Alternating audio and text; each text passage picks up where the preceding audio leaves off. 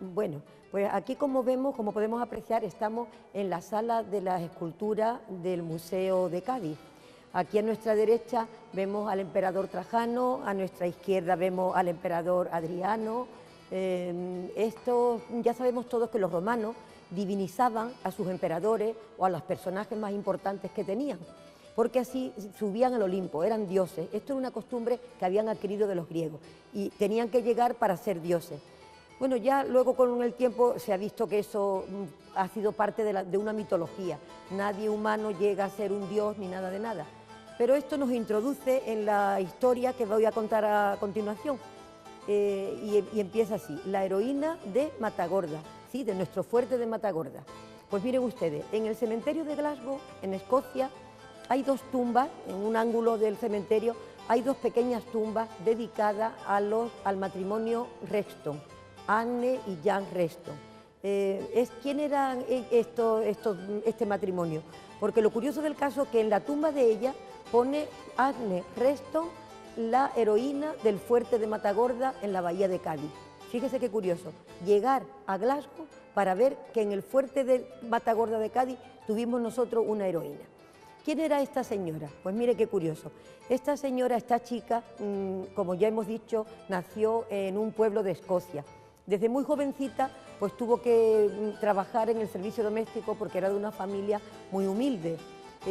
Vino a Edimburgo con sus padres, continuó trabajando en el servicio doméstico y allí conoció, en casa de un sargento en el que trabajaba, conoció a un soldado, el señor Reston, el cabo Reston. Este hombre, en principio, pues estuvo en muy buenas relaciones con ella, porque ella era una mujer que le gustaba la cultura, incluso llegó a aprender a leer libros y demás. Contraen matrimonio, del cual tuvieron 8 hijos. De los 8 hijos, solamente le sobrevivieron 3. Se casan, como digo, y este hombre es destinado a las colonias orientales. Ella se queda en Inglaterra, este hombre va a las colonias orientales y luego lo mandan destinado a Lisboa. Y allí en Lisboa le dicen que pueden ir de cada 100 soldados, de cada 100 militares, solamente 6 mujeres pueden ir acompañándolo. Tengan ustedes en cuenta que en aquel entonces podían tardar años en volver a su casa y tenían el privilegio 6 de ellas. ¿Cómo se hacía esto? Pues mediante un sorteo. Un sorteo, ella fue designada porque ya estaba tocada por el destino para que viniera a nuestro entorno, a nuestra querida bahía. Llega a Lisboa y en Lisboa reciben una comunicación que vienen en secreto a la bahía de Cádiz, porque la regencia había pedido por favor a los ingleses que le mandaran refuerzos, teniendo en cuenta que ya los franceses tenían sitiado todo nuestro entorno, a excepción de la isla de León, San Fernando y la de Cádiz. Llega esta señora con su marido, se instalan fuera del fuerte, pero ella pide estar en el fuerte, donde se van a celebrar las grandes batallas. Ella quiere estar con su marido y con un pequeño hijo de 3 años que trae consigo. Llegan al fuerte de Matagorda, lo deja a su hijo a buen recaudo y empieza el bombardeo francés. Aquí se empieza a ver las actitudes y las cualidades de esta pequeña mujer. Ayudó al cirujano en el fragor de la batalla, ayudó al cirujano a curar a los heridos, incluso a hacer intervenciones, ella que nunca había visto nada de eso. Iba por agua a los pozos, porque a veces incluso los mismos soldados tenían miedo de cruzar algunas partes del fuerte que estaba totalmente destruido por los franceses. Ella iba por agua, ella en el fragor de la batalla a los soldados le daba vino y le daba agua para infundirles valor.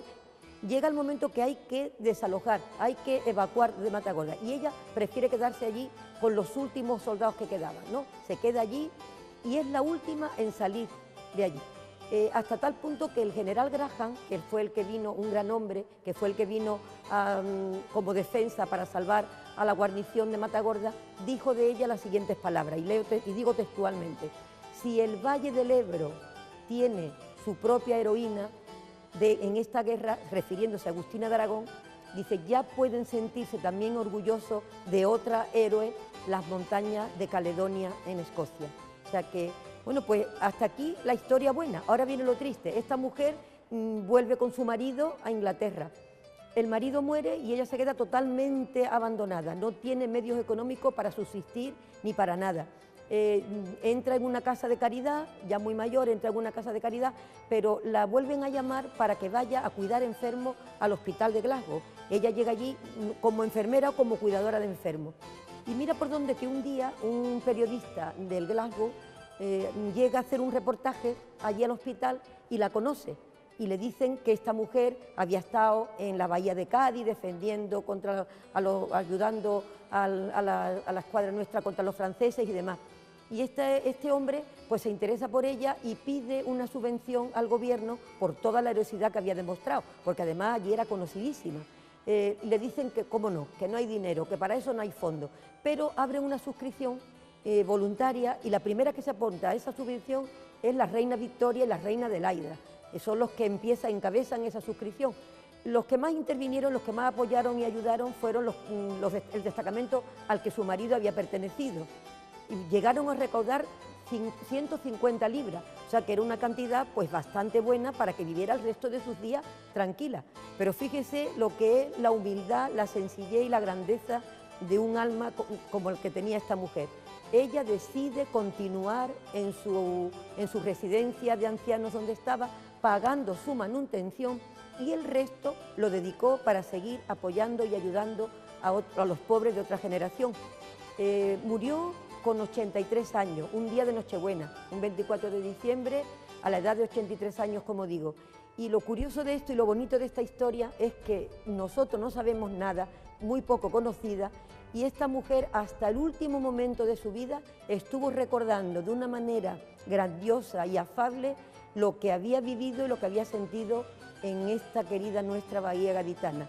O sea que sin saberlo y sin hacerle justicia, tenemos una gran heroína que no tiene nada que envidiarle a Agustina de Aragón.